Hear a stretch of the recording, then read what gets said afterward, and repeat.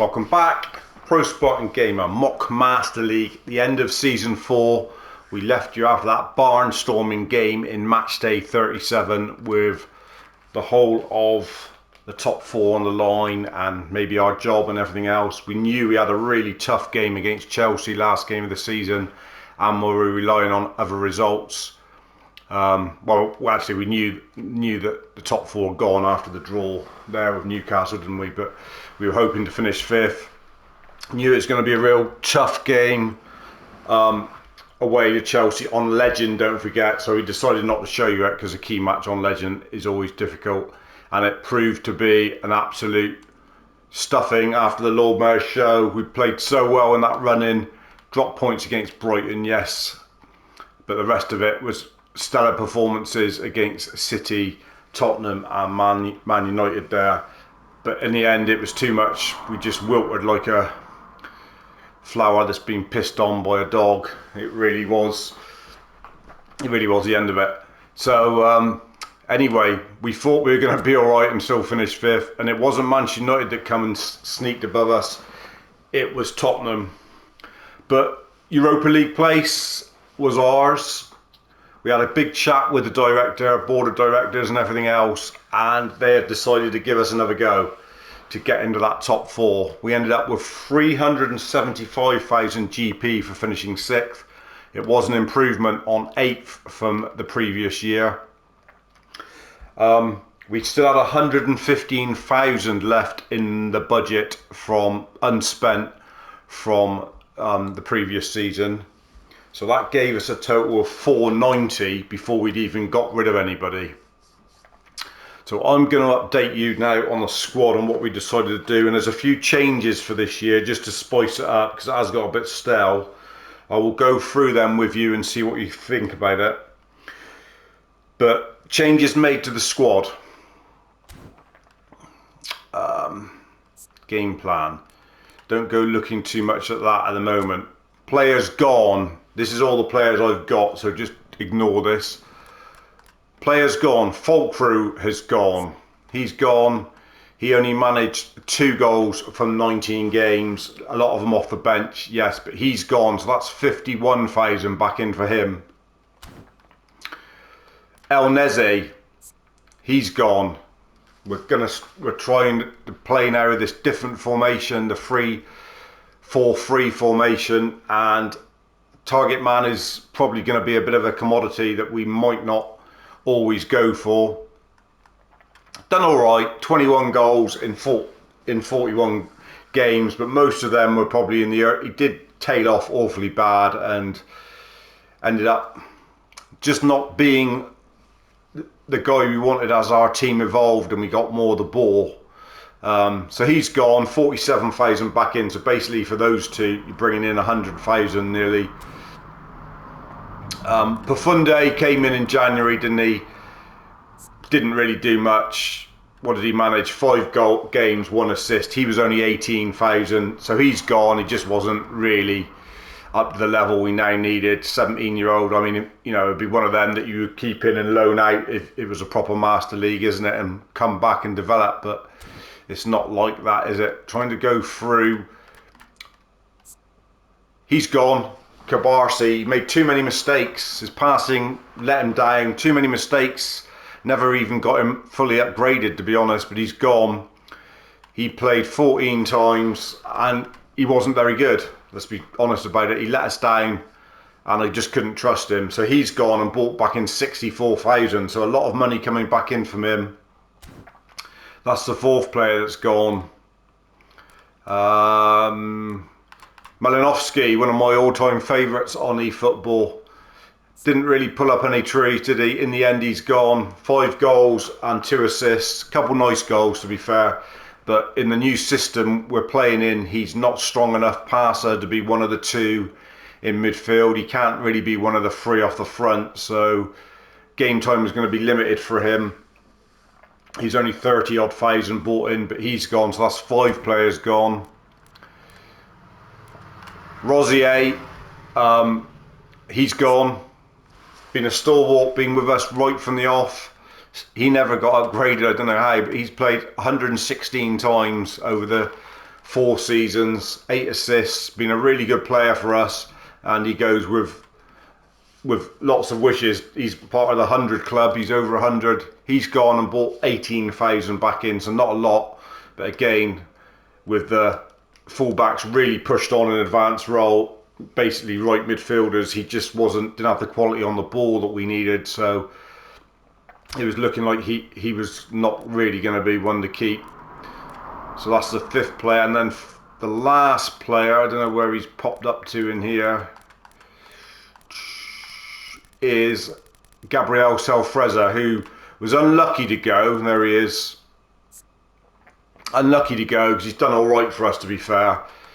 He's played 75 times, 2 goals and 6 assists, but we decided, we'll show you in a minute, he was one to go for 32,000. So in the end, with all of those leaving, it took us right up to a whopping 750,000 GP. So blown out of the water, loads of money to spend. We'll show you what we've done. So this is looking like the team we're probably going to start with. May not, so let's just talk you through it. Alex Gramado has come in to challenge Norrington Davis as the left wing back. We fully upgraded him because we're so deep into it now. I just think the upgrading thing's gone out the window, really, because we're getting to the stage where we just want good players now. So he's come in, we've upgraded him, got some decent stats. He has cost us 82,000 GP, so a lot of money. That is nearly the most we've ever spent on a player at this stage. Unwavering form, got some decent skills, and he is in. So him and Norrington will have a battle royale down that left hand side, because Norrington has done really well in the games where he has played there, so it's not a given that Alex Gramado will take that place away. We'll have to see. On the right hand side, we've got Lama, and it's a rare Lama card which we already had, so we decided to bring him in. We've looked at his value, which I think was around 76,000 for his general card. So we've done what we did with Barbosa and Lookman. We've paid an extra 10 on top, and he's come in for 86,000. And we've rejiggled him because he is box to box, and we did have him playing in the centre midfield role when I've used him previously. So I've rejigged his stats a little bit, reset him, and made him perhaps more of a right wing back player. But as you can see, he could also come in and do some ratting around in the midfield if needed in some games. So options with him. We have to forget his stats because he has played games for me on other games. But if I just remember, he played 74 games, 20 assists and 7 previously. We can write that down and see how he goes for us in the team. So he's come in, 86,000. No changes to the back four, only that Hato is now fully upgraded, and so is Martinez Quartar, and so is Suzuki in goal. They're all up to full level now. Big signing now is one of my favourite players on eFootball to rat around in there and challenge Kamara in that position is Labotta. This was a really good card that came out a while ago, and we had it. I think it might have been a nominating contract that I'd already had another card of his before, but I put this one in and hadn't really used it much. I think I've only played half dozen, maybe 10 games with him on this card, but upgraded now. Hell of a card. Not many cards you see with so many 90s and in each column as well. So he's going to be fantastic in there ratting around. It is only standard form, so he is going to have games when he's not available. I think, yeah, I've played 20 games with him, but we'll remember that as well. Put a couple extra skills on him as well. The skills are randomly generated, don't forget, so it's not skills we necessarily would have chose, but the track back and the captaincy is quite good. Pinpoint crossing might be useful, but yeah, Labotta, really good card in there with Kroos. Don't forget, it's Tony Kroos' last season. We said we signed him for 2 years. It is his last season. So in that position, we've got Kamara that can play there as well. He stayed, Mo Kamara, because he's done well in the last few games. And obviously, Boobman, one of the original players, is still here. So he'll drop in there for Crows. Branthwaite, an original signing, don't forget as well. Up top, those three we bought in Nkuku, don't forget, in the end of the in the January window last. He'd done all right. Barbosa's had a really good season last year. He was our top goal scorer with 16 goals. Really good season for Barbosa. Lookman has done well as well now. He's started to flourish. 8 goals and 8 assists. So then people off the bench who we brought in, but they might come in. We don't know yet. Norrington's still here. We did go back and get Kachagugu, but obviously it's not his card that we had on loan. It's just ordinary card, and we've levelled him up, but he still looks like he'd do quite a good job.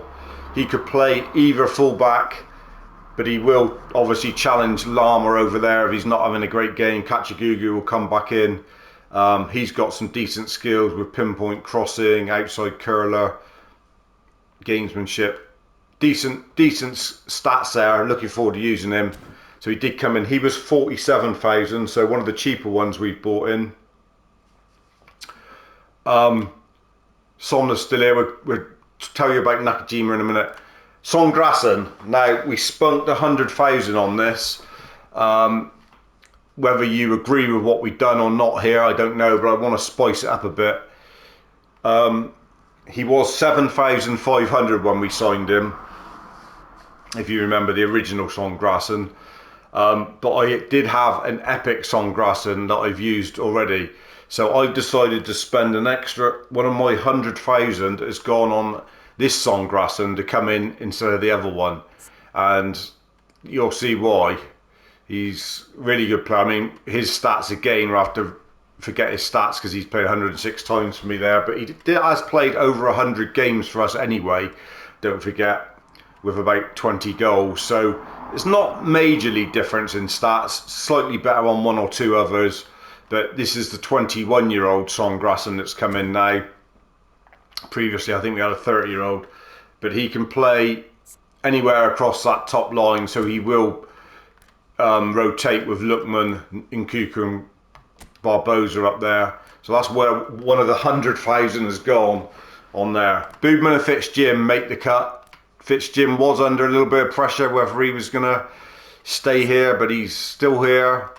11 goals from 97 games and 12 assists. He's just, whether he can get into this midfield is going to be tight.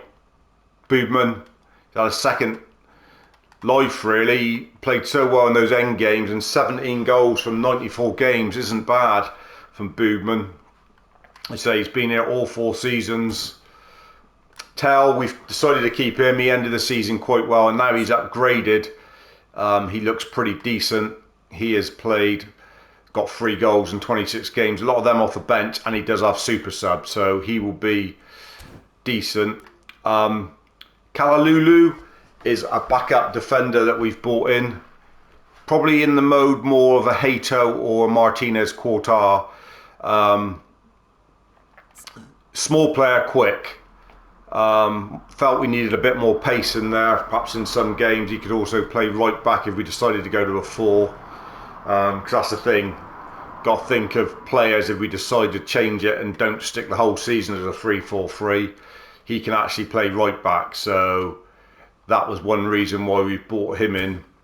Hato can obviously play left back. So can Grimaldo and Norrington Davis. I think Quartar can also. No, he can't. So I think obviously Lima can play right back, so we have got options if we want to go back to a 4. And one we've been looking at for a long time, we finally bought him in as smaller striker up front, is Victor Rogue. Oh, Kalulu was 47,000 and Victor Rogue was 58,000, so spending money here. He's come in, he's going to be quick, mobile, like the rest of the forward line really. Can play on the off the right, might try and get a positional thing so he can play off the left for him. In fact, have we got any left positional things? Yes, we've got 6 left. Let's see if we can get that left side. Second striker, he already had that, so that's no good. I wish they would just let you use these where you want. Right wing forward, he already had that. We want left forward, left wing forward, so he's got it. So now he can play anywhere across that front. So he can come in for any of those if they're not playing. So that's options up there. Butland stays to fight another day. He's now played 96 games. How many has Suzuki played out of interest in? Suzuki's played 30, so they're still battling it out there. And then finally, the last person we bought in was Nakajima. He is only £5,000. This is one that we couldn't upgrade. It already come as it off a nominating contract. He's just there. I'll tell you why now. He might get some games, but doubtful. So we filled the squad. We got 23 players. That you've got to keep 23 players. We've said that all along, and that's what one of the parameters we're going to keep.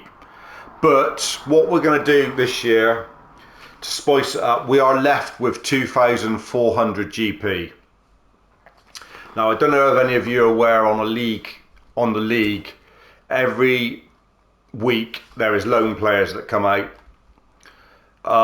We've been collecting quite a few of them, and we've got obviously some epics and some rare cards, and amongst all this what we've got, likes of Havertz there is a rare card, Vinicius Junior, these haven't been upgraded but they are rare cards, some of them there.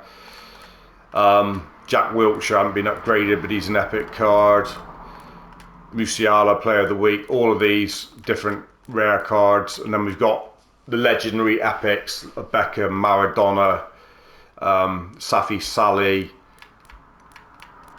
Scholes, Adriano, Cannavaro, Cafu, Zamorano, Snyder, Roberto Carlos, Nestor, Del Piero. I know they've all got red exclamation marks on them, that's because their contracts have run out.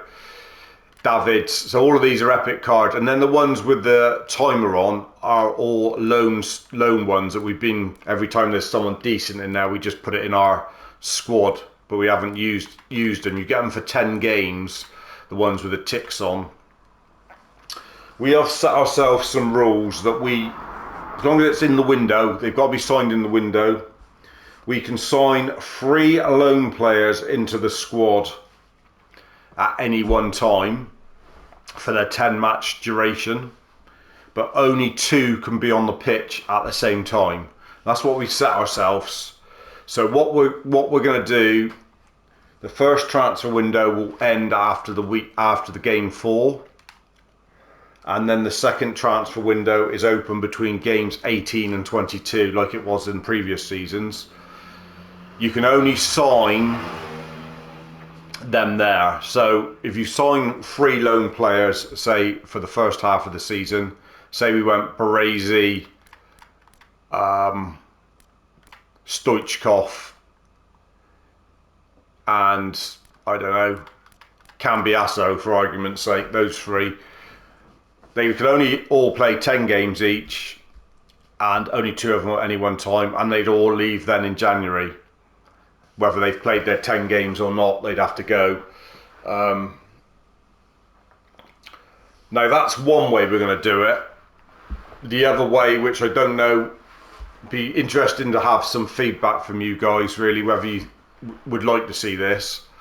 But I was thinking of maybe loaning in, say, Davids, Nestor, Wesley Snyder, my other epics, Adriano, maybe, if you felt like seeing him for a few games, but making it that they would be one of the loan signings, but they'd only be able to play for half of the season. So if you signed him, say, straight off the bat, say Adriano come in now, he'd leave in January when week 18 starts.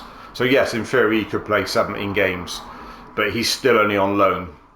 And each one of these are 50,000 GP. So we've got 240,000 GP left. So if we bring 3 in straight off the bat, that only leaves us with 90,000 for the January window. So in theory, unless we get rid of players and raise more funds, we'd only be able to bring in another 1 player in January anyway. So it might be that we only bring in 2 now to begin with, and that leaves us with the capability of being able to bring 2 in January, loans. And what will happen, I think, which is the only way I can see it doing it, so say for example I decided to bring in on loan Baresi. He comes into the squad, and one of the players on the bench you keep, he's still in your squad, but he comes out. So say Nakajima, for argument's sake. Baresi comes in for Nakajima, and Baresi is there for 10 games. And once Baresi's 10 games are up, Nakajima then comes back in. I mean, if you feel it would work better that the other epics, if you want to see me use the other epics, they're only allowed in for 10 games as well, then I just have to keep a count on the 10 games. I'm quite happy to do that if you think that's fairer.